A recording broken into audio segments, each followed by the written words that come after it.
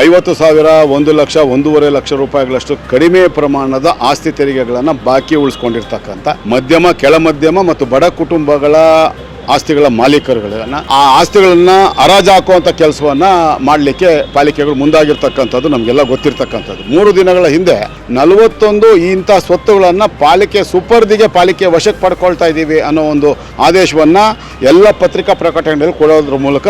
ಈ ಒಂದು ಜನವಿರೋಧಿ ಕೆಲಸವನ್ನು ಈ 5 ನಗರ ಪಾಲಿಕೆಗಳ ಆಯುಕ್ತರು, ಮುಖ್ಯಸ್ಥರು ಮಾಡ್ತಾ ಇರ್ತಕ್ಕಂಥದ್ದು. ಜನರ ತೆರಿಗೆಯನ್ನು ಸಂಗ್ರಹ ಮಾಡಿ ಆ ತೆರಿಗೆ ಹಣವನ್ನು ಕೆರೆ ನೀರನ್ನು ಕೆರೆಗೆ ಚೆಲ್ಲಿ ಅನ್ನೋ ಉದ್ದೇಶ ಇಟ್ಕೊಂಡು ಆ ತೆರಿಗೆ ಹಣವನ್ನು ಆ ಜನರ ಸೇವಾ ಕಾರ್ಯಗಳಿಗೆ ಬಳಸಬೇಕು ಅನ್ನೋ ಉದ್ದೇಶ ಇಟ್ಕೊಂಡು ಪ್ರಾರಂಭ ಆಗಿರ್ತಕ್ಕಂಥದ್ದು. ಆದರೆ ಇಲ್ಲೇನಾಗಿದೆ, BBMP ಅಥವಾ ಇವತ್ತಿನ ಕಾರ್ಪೊರೇಷನ್ GBA ಇರ್ಬೋದು, BWSSB, ಬೆಸ್ಕಾಂನಂಥ ಸ್ಥಳೀಯ ಸಂಸ್ಥೆಗಳು ಜನರನ್ನು ಸುಲಿಗೆ ಮಾಡೋದೇ, ಅವರಿಂದ ಹಗಲು ಮಾಡೋವಂಥದ್ದೇ ದಿನನಿತ್ಯದ ಕಾಯಕವನ್ನಾಗಿ ಮಾಡ್ಕೊಂಡಿರ್ತಕ್ಕಂಥದ್ದು. ಇಲ್ಲಿ Manyata tech park, Bagmane tech park, Ecospace tech park, ಹಾಗೆ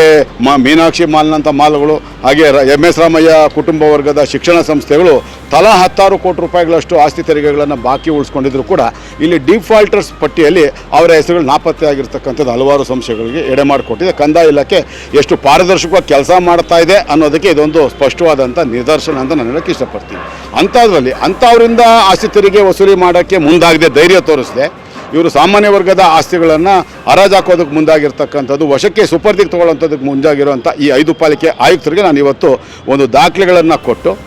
ವಿಧಾನಸೌಧ, ವಿಕಾಸಸೌಧ, ರಾಜಭವನ, ಕುಮಾರಕೃಪಾ ಅತಿಥಿ ಗೃಹ ಮತ್ತು ಬಹುಮಹಡಿಗಳ ಕಟ್ಟಡ ಸೇರಿದಾಗೆ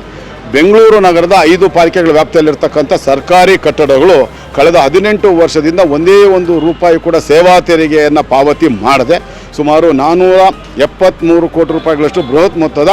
ಸೇವಾ ತೆರಿಗೆಯನ್ನು ಬಾಕಿ ಉಳಿಸ್ಕೊಂಡಿದೆ. ಅದರಲ್ಲಿ ಶಕ್ತಿ ಕೇಂದ್ರಗಳು ಅಂತಲೇ ಕರೆಸ್ಕೊಳ್ಳೋಂಥ ವಿಧಾನಸೌಧ, ವಿಕಾಸಸೌಧ, ರಾಜಭವನ,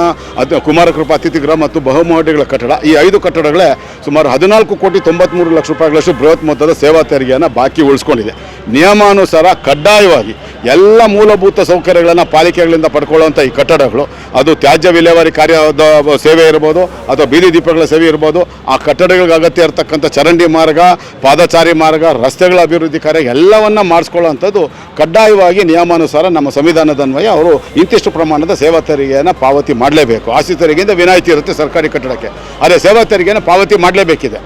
ಆದರೆ ಈ ಸೇವಾ ತೆರಿಗೆಯನ್ನು ಕೂಡ ಇವರು ಕಳೆದ 18 ವರ್ಷಗಳಿಂದ ಪಾವತಿ ಮಾಡದೆ ಸಂವಿಧಾನ ವಿರೋಧಿ ಕಾರ್ಯವನ್ನು ರಾಜ್ಯ ಸರ್ಕಾರದ ಹಣಕಾಸು ಇಲಾಖೆಯ ಮುಖ್ಯಸ್ಥರು ಮಾಡ್ತಾ ಇರ್ತಕ್ಕಂಥದ್ದು. ಇದನ್ನು ಪ್ರಶ್ನೆ ಮಾಡಿ ಇಂದಿನ ಪೂರ್ವ ವಲಯದ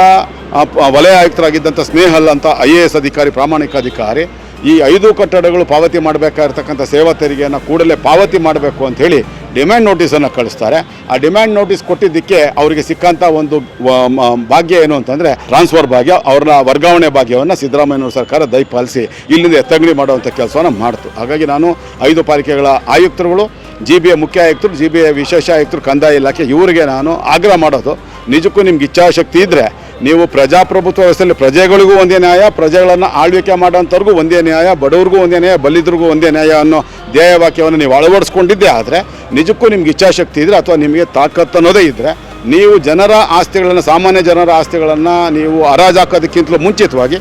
ನೀವು ಈ ಸರ್ಕಾರಿ ಕಟ್ಟಡಗಳನ್ನು ಜಪ್ತಿ ಮಾಡುವಂಥ ಕೆಲಸವನ್ನು ಮಾಡಿ 500 ಕೋಟಿ ರೂಪಾಯಿಗಳಷ್ಟು ಬೃಹತ್ ಮೊತ್ತದ ಸೇವಾ ತೆರಿಗೆಯನ್ನು ಬಾಕಿ ಉಳಿಸ್ಕೊಂಡಿರ್ತಕ್ಕಂಥ ಸರ್ಕಾರಿ ಕಟ್ಟಡಗಳನ್ನು ಜಪ್ತಿ ಮಾಡುವಂಥ ಕೆಲಸವನ್ನು ಮಾಡಿ ಇನ್ನೂ ಒಂದು ಹೆಜ್ಜೆ ಮುಂದೆ ಹೋಗಿ ನೀವು ಯಾವುದೇ ಸಾಮಾನ್ಯ ವರ್ಗದ ಜನರ ಆಸ್ತಿಯನ್ನು ಹರಾಜು ಹಾಕೋದಕ್ಕೆ ಮುಂಚಿತವಾಗಿ ನಿಮಗೆ ನಿಜಕ್ಕೂ ತಾಕತ್ತಿದ್ರೆ, ನಿಜಕ್ಕೂ ನೀವು ಈ ಒಂದು ಜನರ ಋಣವನ್ನು ತೀರಿಸಬೇಕಾಗಿರೋದು ನಿಜವಾಗಿದೆ, ಅಥವಾ ನೀವು ಕಲ್ತಿರ್ತಕ್ಕಂಥ